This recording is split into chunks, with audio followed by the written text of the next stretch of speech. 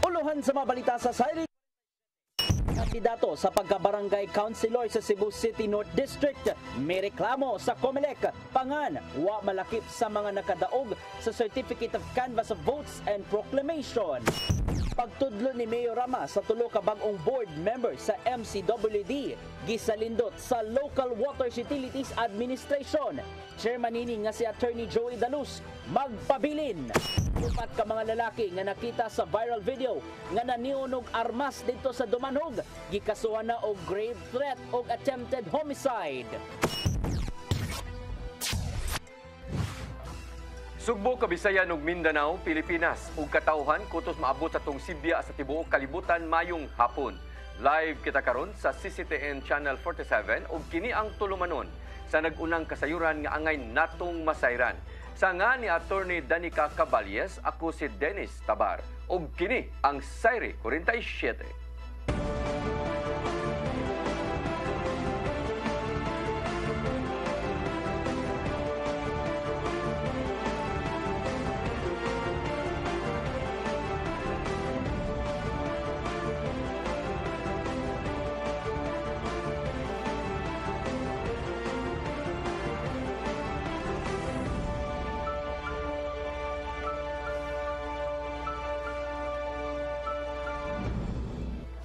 O karon sa kompletong detalye sa atong mga balita, usa ka kandidato sa pagkakonsihal sa barangay dinhi sa Dakbayan sa Sugbo, mireklamo sa COMELEC human nga wa malakip ang iyang pangalan sa mga nakadaog sa Certificate of Canvass. Kini bisan pa man og naproklamar na siya ni Mayor Michael Rama isip pananaog sa miaging eleksyon. Ang kasayuran ihatod ni Sherissa Mayoy. Nidangop sa Commission on Election Cebu City North District ang usa ka kandidato human nga wala malakip sa Certificate of Canvass of Votes and Proclamation of Winning Candidates sa bag-o lang nga natapos nga barangay ug SK election na 2023. Si Konsehal May Sadaya kinsa usa ka incumbent councilor ug nagpapili pagbalik sa susamang posisyon alang sa katulong termino sa barangay Kugon Ramos. Gani nitong Lunes human sa pag-ihap sa mga botos, gipoklamar og nanumpa na siya ngadto kang Cebu City Mayor Michael Rama isip bag-o nga mga opisyales sa barangay ug nakakuha siya sa ikanom nga pwesto. Apan netong Biyernes sa pagkuha sa listahan sa Certificate of Winning Candidates, wala na ang iyang pangalan ug nabutang sa katapusang pwesto si Cherry Anciliar nga wala malakip sa unang gideklarar nga mananao. Dito mami sa City Central, din ingon man to ang guardia dito nga wala may proclamation dito aman sa City Hall. So kami tanan winner, hasta makauban nga kana kauban naman na namo mga konsehal nga kaatbang namo, kami dito nagkuyog.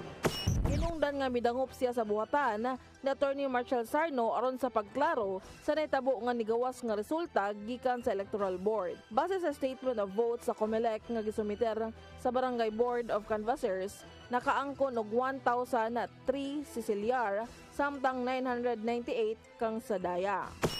Mga 11 PM gipaadto na mi City Central kay i-proclaim. Kauban sad na po nga ni sulod among kapitan pero konsehal na to sa iyang gibuhat. Tungod sa maong panghitabo, misugyot sa Attorney Marshall Sarno nga muluso og petition to correct manifest error ngadto sa COMELEC and Bank ang habig ni Sadaya.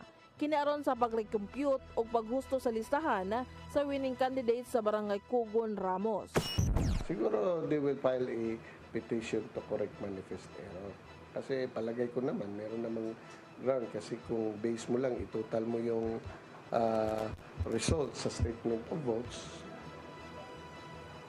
okay naman yung ano niya, yung kandidato nila, papasok naman.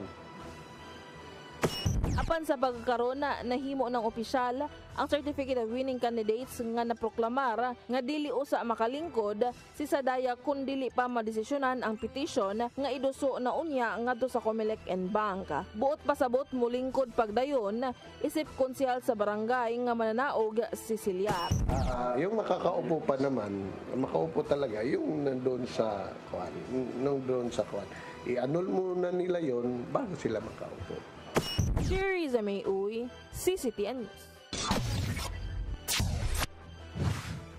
Commission on Elections sa siyudad sa Mandaue padayong nang hatag sa ilang honorarium sa mga electoral board members nga ni serbisyo atol sa barangay ug sangguniang kabataan elections. Ang pagpanghatag kutob na lang karong Biyernes. Ang kasayuran ihatod ni Mary Rose Sagarino. Padayon ang Commission on Elections sa siyudad sa Mandawi sa pag-apod-apod sa honorarium sa mga electoral board members nga ni serbisyo atol sa barangay ug sangguniang kabataan elections. Nagsugod ang distribution ni atong Biyernes ug mahuman karon nga semana. Gischedule sa COMELEC matag adlaw ang pagkuha sa mga honoraria aron dili modag sa ang electoral board members sa ilang buhatan. Anaa sa 2,000 ka mga electoral board members ang ni serbisyo sa ning labay nga eleksyon. Based sa mong schedule, we hope to finish by Friday. Kung di man mahuman sa Friday, that's because wala sila ni Ari para tunga para mag-claim. Makadawat ang chairman sa electoral board og 10,000 pesos, samtang 9,000 pesos usab sa mga sakop niini. Samtang 5,000 pesos ang madawat sa mga support staff nga mao'y kuyog sa electoral board. Ang honorarium subject pa sa tax deduction. Kung kuantag, DepEd or kanang government official or government employee, it's 15%. And then nga to sa private individuals, it's 7%. Pero if naatay kanang tax exempta, so naalantay forms nga i-submit para exempted ta sa tax. That is if ang atong annual income dili mo lapas og 250,000. Mary Rose Sagarino, CCTN News. Kapulisan ug kasundaluhan sa nasod ipasalig nga wa sila'y planong musupak sa administrasyon ni Presidente Bongbong Marcos. Apan padayonon nila ang pagpaniid ug pagsusi kung aduna bay grupo nga nihimo og destabilization plot batok sa liderato. Ang kasayuran ihatod ni Gian Navarro. Gitataw sa Armed Forces of the Philippines ug Philippine National Police nga wala sila'y rason aron batukan ang administrasyon ni Presidente Ferdinand Bongbong Marcos Jr. Matod ni PNP Chief General Benjamin Acorda Jr. nga masulbad ang mga issue bahin nini pinagi silang panagsabot og diskusyon. Dugang pa nga mas gisiguro sa presidente ang ikaayo sa puwersa sa kapulisan ug kasundaluhan alang sa maayong seguridad sa nasod. Mao wala sila igong rason nga ma-demoralize sila ug musangpot sa dili pagsuporta sa kasamtangang administrasyon. Hinunasulbad na pila ka mga issue sa puwersa sa seguridad sama na lang sa ilang madawat nga pensyon. Apan mipasalig si Acorda nga padayonon nila ang pagmonitor ug pagsubay sa mga grupong buot mohimo og destabilization plot batok sa administrasyon. Nitong Sabado, gitataw ng daan sa AFP ug sa National Security Advisor nga wala sila'y destabilization plot ngadto ni Marcos Jr. Dugang pa sa nahimong pagdepensa nga namiskot lang ang pamahayag ni AFP Chief Romeo Browner Jr. bahin sa gingong pag-andam sa planong pagpakigbatok sa administrasyon. Gian Navarro, CCTN News. Iputyag ni Presidente Ferdinand Bongbong Marcos Jr. nga na-finalize na ang lagda kabahin sa Maharlika Investment Fund. Pipila kini ka semana ang nakalabay human nga una niyang gipahibaw nga gisuspinso ang IRR bahin sa sovereign wealth. Matod ni Marcos Jr. nga sa higayon nga mauyuna na kini paspason nila ang pag-umol og corporate structures nga maoy moatiman sa mao nga investment fund. Mahinunduman nga sa wa pa kini ni biyahe paingon sa Saudi Arabia, gipahibaw ni Marcos Jr. nga ipaubos sa dugang pagtuon ang IRR nga Maharlika Fund.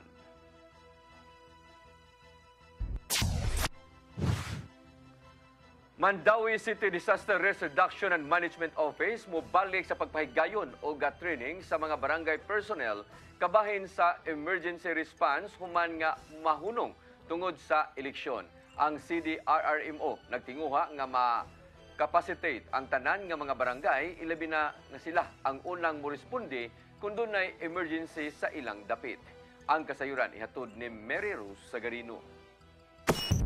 Mobalik pagpahigayon og training ang Mandawi City Disaster Risk Reduction Management Office sa mga barangay personnel bahin sa emergency response. Nahunong ang training tungod sa barangay ug sangguniang kabataan elections. Hinuon giingon sa operation head nga ana-ana lang sa 7 sa 20 city ka mga barangay ang wala nakapaubos sa training.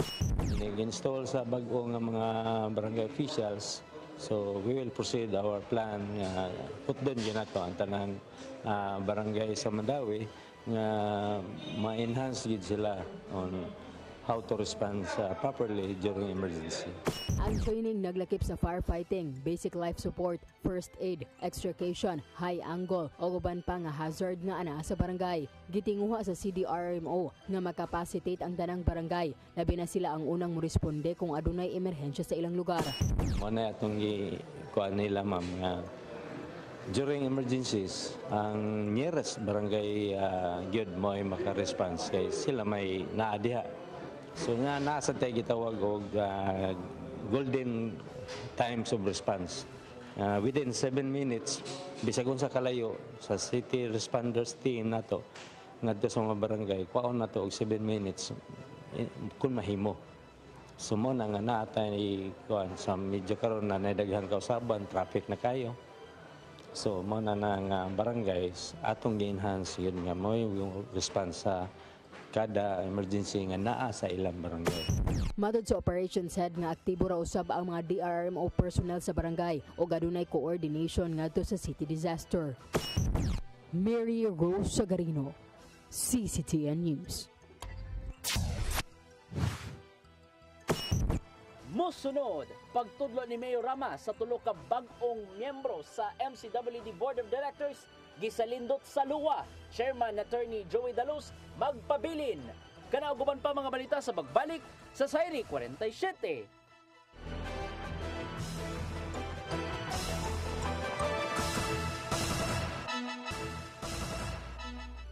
Balik sa atong mga balita. Pagtudlo ni Mayor Michael Rama og tulo ka bag-ong sakop sa MCWD Board gi-deny sa Local Waters Utilities Administration kon LWUA. Kini nagpasabot nga magpabilin sa katungdanan isip chairman sa MCWD Board si Attorney Joey Daluz. Ang kasayuran ni hatod ni Shariza May Uy. Giklaro sa Local Waters Utility Administration na kung lowa nga walay katungod ang usa ka local chief executive sa pagtudlo sa miyembro sa Board of Directors sa Metropolitan Cebu Water District kon MCWD. Kini base sa sulat sa Legal Department sa LOA nga si Attorney Vincent Homer Rivell nga gi-address ngadto kang Attorney Jerome Castillo sa pag-deny sa hangyo sa Cebu City Government sa pag-issue og Certificate of No Objection sa pagtudlo ni Cebu City Mayor Michael Rama sa tulo ka bag-o nga miyembro sa Board of Directors sa MCWD. Tungod sa maong mando, base sa Presidential Decree 198, nga walay legal basis nga nakita ang LOA sa paghatag sa hangyo sa syudad nga Certificate of No Objection. Buot pasabot, magpabilin gyapon isip chairman of the board sa Attorney Joey Dalos og miyembro sa board sila Michael Pato og Judeline May Seno base sa October 17, 2023 nga desisyon sa LOA. Samtang sa habigsab ni retired General Mel Feliciano, kinsa mo ay gitudlo nga kasamtangan nga chairman of the board ni Rama sa MCWD nga igulang siya ni sunod sa mando sa mayor sa pagdumala sa MCWD. Pasabot pa niya nga ang paglingkod niya isip chairman of the board, gipaagi og husto nga proseso, apan milanat ngadto sa tulo ka buwan, wala pa gihapon mibuhat og aksyon ang LOA sa sugyot sa syudad nga pag-ilis nilang Dalos. Well, actually, there are legal matters that are being taken now or addressed. It's not more of our concern because we were appointed by Mayor Rama and we'll just be following the mandate or the functions that we will be having as the Board of Directors. And this legal matter is being undertaken by the City Legal Office. Niadtong November 31, nagpahigayon og meeting sila Feliciano uban ang miyembro sa board aron sa pagpahigayon og eleksyon o gitudlo matud pa nga siya mo ay chairman of the board. Nauyunan nila nga dili manghilabot ang board kung unsa man ang desisyon sa LOA ug andam sila nga mosunod niini. Them being affected, it's only the board that is being affected as far as changes is concerned. No? Sa ilaha, wala naman na. It's about the board. So as much as possible, dili mi konsa diha, no? Maghilabot sa ilang daily operations. We'll just be focusing on the main concerns of the board. So dito rami. Until such time, nga mugawas na gyud ang the document coming from LOA. And whatever is that, we will abide by that. Noon gitugyan ni Feliciano ang legal battle ngadto sa Cebu City Legal isip mao'y nagpaluyo sa iyang paglingkod isip chairman sa MCWD. Shariza May Uy, CCTN News. Bago na ang hepe sa Balamban Municipal Police Station, Human Hulipi, sa katungdanan si Lieutenant Colonel Glenn Hife. Pangu sa kapulisan sa probinsya sa Sugbo mimando sa bagong milingkod nga station commander nga hingusgan ang crime prevention sa maong lungsod. Ang kasayuran hatod ni Arnold Bustamante. Formal na nga bilingkod sa katungdanan na bagong hepe sa Balamban Municipal Police Station nga si Police Lieutenant Colonel Joey Bicoy, ang kanhi pangulo sa City Intelligence Unit sa Lapu-Lapu City Police Office, Human Hulipi. Sa katungdanan si Police Lieutenant Colonel Glenn Hife. Si Hife mao na karon ang kasamtangan nga pangulo sa Provincial Police Strategy Management Unit. Mato ni Police Colonel Percival Surilla, ang hepe sa Cebu Police Provincial Office, nga walay isyu kang hepe nganong girelibuhan siya sa katungdanan. Sanglit ang rason niini mao ang paghata og higayon kaniya nga mosaka ang karir sa serbisyo pinagi sa pagbutang sa laing unit. Si hepe na himong hepe sa Balamban Police Station sulod na sa 16 ka buwan. Dindaghan na nga mga accomplishment ang iyang nahimo. Kanang atong outgoing, this is a one way of giving them the opportunity to grow, to improve, and to have a good career. So it's not for a cause. It is a routinary program sa atong kapulisan na mag-change sa atong mga mamumuno, mga chief of police. Mando ni Surilla sa bagong hepe sa Balamban, ipadayon ang mga programa nga nasugdan ni hepe ilibina sa kampanya batok sa illegal nga drugas. Gawas niini kinahanglan nga panambuon pa niini ug hingusgan ang crime prevention sa mga lungsod. As usual sa tanan akong giingon nila na atong pakusgan ang atong crime prevention. Kaysa crime prevention, kung mapugna nato ang usa ka krimen, wala tay imbestigaran. Kung naa na may mahitabo, ang akong giingon nila, be responsive para masulbad nato ang kaso. Immediate response, yun ang kinahanglan nato. O dedication jud sa atong trabaho. Una nang napili nga Best Municipal Police Station ang Balamban Police Station atol sa 122nd Police Service Anniversary sa Police Regional Office 7, samtang si Bicoy ang napili usab nga Best Junior Police Commission Officer for Operations. Arnold Bustamante, CCTN News. Nagpadayon ang panagsabot sa Kapitolyo ngadto sa makadagkuan sa PRO7 ug sa pipila ka mga residente sa Barangay Apas ning syudad sa Sugbo. Subay kini sa planong pagbalik na sa mga luna nga gipanag-iya sa provincial government. Ang kasayuran ihatod ni Gian Navarro. Nasabutan sa Kapitolyo og Police Regional Office 7 nga mopahigay og joint survey sa ilang luna sa PC Hills sa Dakbayan sa Sugbo karong Nobyembre 14. Ilang susihon ang nimong kahimtang sa 25,000 ka hektaryang luna human gigamit isip headquarters sa mga sakop sa kapulisan. Kabahin kini sa plano sa Kapitolyo nga mabalik sa ilaha ang luna sa PC Hills human nga matud pa wala na gigamit ang nahibiling bahin. Nasayran nga gidonate sa provincial government ang luna sa PC Hills ngadto sa kaniadtong Philippine Constabulary niadtong 1958 aron gamiton isip police headquarters. Apan nakita sa mga abogado sa Kapitolyo nga kinahanglang tumanon ang kondisyon nga mao ang pagbalik sa luna sa unang nga tag-iya kung dili na kini gamiton sa umaabot. Samtang giatagan og hangtod sunod semana ang mga residente sa Barangay Apas, Dakbayan sa Sugbo nga makaproseso na sa ilang housing loan sa Pag-ibig Fund. Mao kini ang nasabutan nilang Gobernador Gwendolyn Garcia uban ang mga nanimuyo ubos sa 93-1 Ordinance ug ang grupong Alliance of Barangay Apas Community Association kun ABACA. Sa higayong maproseso na ang housing loan, makabayad na og anam-anam ang mga residente base sa gisabutang loan term sa Pag-ibig Fund ug hayan makapanag-iyo sab sila sa gipuy ang luna. Gipanag-iyo sab sa Kapitolyo ang dakong bahin sa luna sa Cebu City ubos sa 93-1 Ordinance. Diin usa ang Barangay Apas sa napo ka mga barangay nga naglangkob niini. Gian Navarro, CCTN News. Gihangyo ni Gobernador Gwendolyn Garcia ang Department of Public Works and Highway 7 nga tabangan ang mga apektadong residente sa Naga City duol sa gitukod nga expressway. Kini human apektuhan ang gitukod nga Phase 3A sa Metro Cebu Expressway Project sa Barangay Inayagan ug Kantaw-an tungod sa pagliki ug pagdahili sa yuta. Ato sa ilang meeting kuyog ni Mayor Valdemar Chong, Miuyo ng DPWH-7 nga muhatag og tag 100,000 pesos nga financial assistance ngadto sa mga apektadong pamilya. Samtang nisugyot si Garcia nga pundukan usab sa DPWH-7 ang pagpatukod sa relocation site sa mga pamilyang nagpuyo sa naisgutang mga barangay.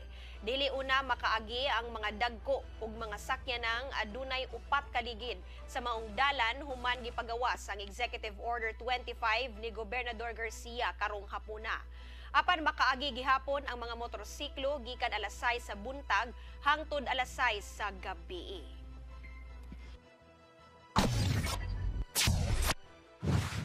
Gipangandaman usab sa lungsod sa Cordoba ang umaabot nga fluvial procession sa Birhen sa Ligla karong Nobyembre 12.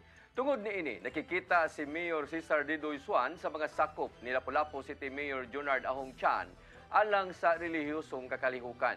Pipila ka magyatagan og dako nga konsiderasyon atol sa ilang panagtagbo kaganina mo ang dagan sa trapiko, emergency and health services ingon man ang kahapsay sa palibot. Magsugod mismo ang fluvial procession sa Cordoba Roro Port karong Nobyembre 12 sa kadlawon ug mahuman kini sa Muelle Osmeña sa Dakbayan sa Lapu-Lapu.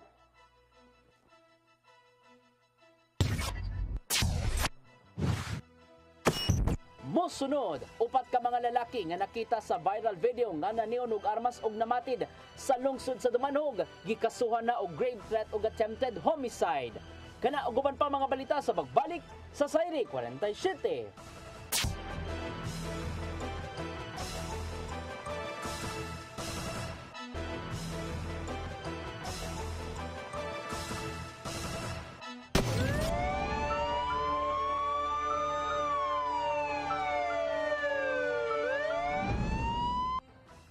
Balik sa atong mga balita, kasong pagpanghulga ingon man attempted homicide ang gipasaka sa Dumanhog Police Station sa 4 ka mga lalaki nga nakita sa viral video nga nanion og armas ingon man namatid didto sa Barangay Tapon, lungsod sa Dumanhog. Usa sa gipasakad og kaso ang napatay nga sa engkwentro nga si Godofredo Manzanades. Ang kasayuran ihatod ni Arnold Bustamante. Gipasaka kasong grave threat o attempted homicide ang 4 ka mga tao nga may naniun og armas og nangharas sa mga tao dito sa Barangay Tapon, lungsod sa Dumanhog. Bispira sa barangay ug sangguniang kabataan eleksyon nga nakuha og cellphone video. Mato ni Police Colonel Percival Surilla, ang hepe sa Cebu Police Provincial Office, nga apil sa gipasaka kaso katong napatay sa engkwentro dito sa Barangay Kulabtingon sa Bang lungsod nga mao si Godofredo Manzanades. Si Manzanades nga taga Barangay Apo, lungsod sa Argao, mo katong lalaki nga nakaitom og t-shirt nga nagbitbit og armas nga gituho ang kalibre 357. Lakip sa gikiha mao ang usa ka elected barangay official nga wala lang una nganli sa kapulisan sa maong lungsod. Na-file na ang kaso sa grave threat and attempted homicide. Apil ning tawana. Katong nahitabo sa Dumanhog. Dugang ni Surilla nga mimando siya karon sa agabang nga sakop nga mohimog lawom nga investigasyon kung nalambigit pagyud sa gun for hire kini sa Manzanades o pagkaha gihimong gun sa mga politiko human milutaw ang iyang pangalan nga labot sa natabong pagpamusil sa kalunasan ug sa maong lungsod nitong Oktubre 28, 2023. Nakuha sa patayng lawas sa suspitsado ang usa ka kalibre 45 ug granada nga gito ang gigamit dinhi sa pagpamusil sa maong lungsod ug sa kalunasan nitong Nobyembre 1, 2023. Mao na ang ato ang gipa-investigaran pa og lalo. Mo kuha pa ta og more information about this person. Nitong Oktubre 2013, si Manzanades usab ang gitudlo nga responsable sa pagpusil patay sa konsyal sa Barangay Manatad, lungsod sa Sibunga, nga mao si Gumersindo Sabanal, 49 anyos, nga natutungura magpasubli pagkakonsyal sa mong barangay. Doon sa kanilaing 8 pa ka mga kasong pagpamusil sa lungsod sa Sibunga, apan ang mga kabanay sa biktima nagdumili na sa magpasakag kaso tungod sa kahadlok. Nitong Disyembre 24, 2013, naigo kini sa dihaga nakigpinusilay sa mga armado sa Barangay Apo sa lungsod sa Argao, apan nakaluwas sa tino nga kamatayon human nga nadali pagdala sa tambalanan. Arnold Bustamante, CCTN. Nasakmit sa mga sakop sa Lapu-Lapu City Police Office ang kapin 7 milyones pesos nga balor sa drogas atol sa ilang operasyon kagabi. Nakuhaan si alias Clars og kapin 1 ka kilo nga shabu. Human kini nadakpan sa Barangay Paho, Dakbayan sa Lapu-Lapu. Gawas sa minilyon nga balor sa drogas na recover usab sa kapulisan ang cellular phone og Chinese tea bag nga maoy giputos sa shabu. Matod ni City Director Police Colonel Elmer Lim nga usa kini kapag pamatuod sa walay undang nga gubat sa kapulisan batok drogas. Gisaluduhan usab ni Mayor Junior Dahong Chan ang Lapu-Lapu City PNP tungod sa malampuso nilang operasyon kagabi.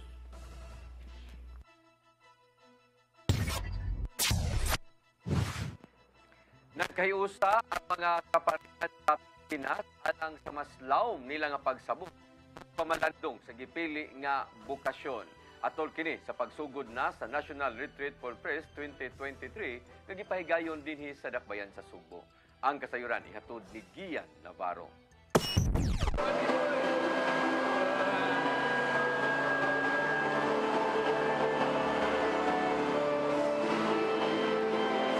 Nag-abot ang kapindos mil ka mga pari ug obispo lukop nasod sud sa IEC Convention Center ning Dakbayan sa Sugbo alang sa mahinungdanon nilang panagtapok. Nagsugod na ang National Retreat for Priests 2023 dinsod sa tulo ka adlaw. Gipalawom nila ang pagsabot ug pagpamalandong bahin sa napili nilang bukasyon.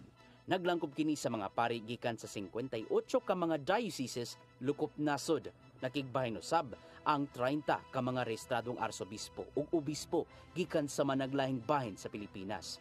Ato sa pagbukas, gipalanog ni Cebu Archbishop Jose Palma ang panaghiusa sa mga kaparian silang bukasyon dungan na usab sa iyang pag-abi-abi. How good and pleasant it is to be united by our sacramental brotherhood as priests of Jesus.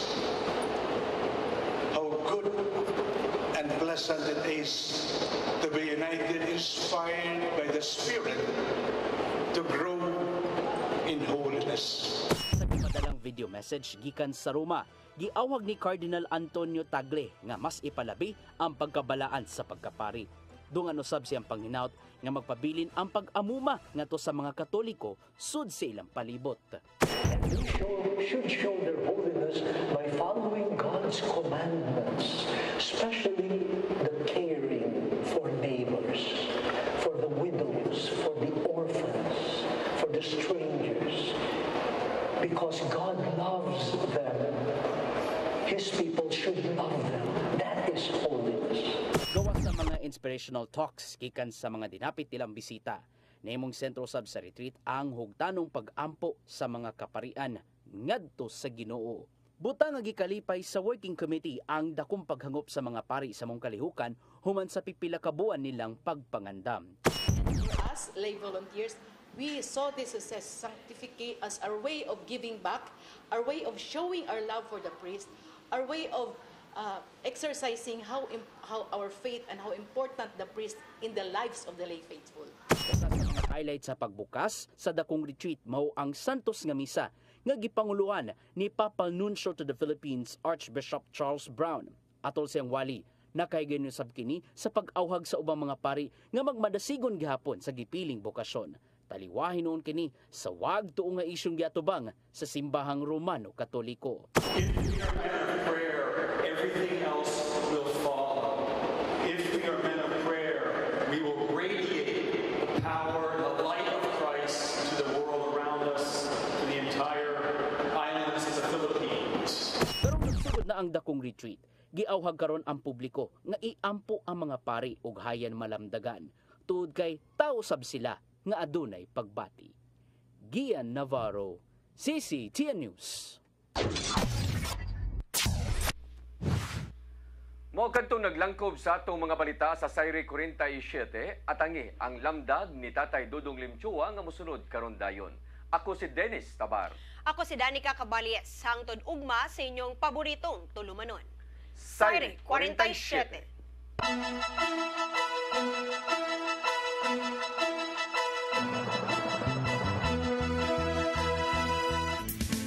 Lamdag, uban ni Tatay Dodong Limchua. The Gospel from Luke 14:15 to 24. The invitation from Jesus to the banquet is for now. The time and place we meet Jesus and the mystery of God is now. Only the presence is alive. The past is gone. and the future is yet to come. Prayer of any sort of entering into the now of God. God is the God of present tense. The present moment is the sacrament of God's presence among us. Every breath that we take is the gift of life and of love from God to us in time of prayer and all day. Mga kaigsunan, the gospel tells us that the Lord gave us everything. All we need to do is to accept it and be grateful. We must always put in mind that God never deprived us from anything. He gave everything that we have the right now. Giving Him for Him is not a loss, but rather a blessing. As what was said in the verse, blessed is the one who will eat at the feast in the kingdom of God. Mga kaigsunan, pagkanindot tagamtamon nga si Jesus nakigsaw kanato sa bangkete. As human being, we must be thankful because we can feel His presence and love for us. Now, with the modernized and technologized world, we are in the right now. Karuna, do you think that you are giving enough of your time to Him? Do you think your faith became stronger and is growing? Why does Jesus say we must hate our families and even ourselves? The expression of to hate often means to prefer less. Jesus used strong language to make clear that nothing should take first place in our lives over God. Kinanglan maglabaw yung Ginoo kay kanato.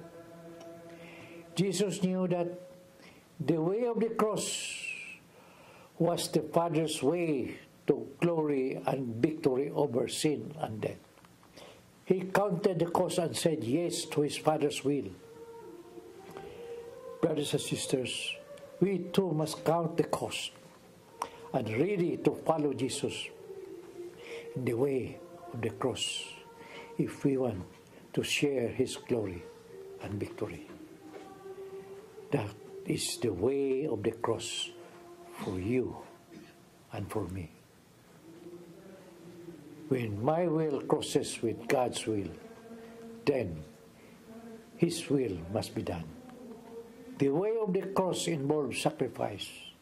The sacrifice of laying down my life is an everyday for Jesus' sake. What makes us sacrifice possible and sweet for us is the love of God poured out for us in the blood of Jesus Christ. Paul the Apostle reminds us that God's love has been poured into our hearts to the Holy Spirit. We can never outgive God. He always gives us more than we can expect or imagine. Do you allow the Holy Spirit to fill your heart with love of God? The love of God compels us to choose who or what will be the first in our lives. To place any relationship or any position above God is a form of idolatry. Jesus challenges His disciples to examine who they love first. Jesus' way to glory and power is opposite the world's way of glory and power. The choice is ours. But the Lord does not leave us alone if we choose to follow Him. Does the love of Christ compel you to put God first in all you do? Mga kaigsunan, let us pray. In the name of the Father, of the Son, Holy Spirit. Amen. Lord, yes, let that love of yours be in our heart. Yes, as human, sometimes we lack of respecting people who are lower than us. Increase us in our faith, that we will know how to respect and love the people who are lower than us. Yes, Lord. Let the power of the Holy Spirit, the gift of love of the Holy Spirit, be received by us so that we will know how to love our neighbors. Yes, all of this, Father God, we entrust to you. Take over our life. In Jesus' name, amen. The Father, Son, Holy Spirit, amen. See you tomorrow. Shalom.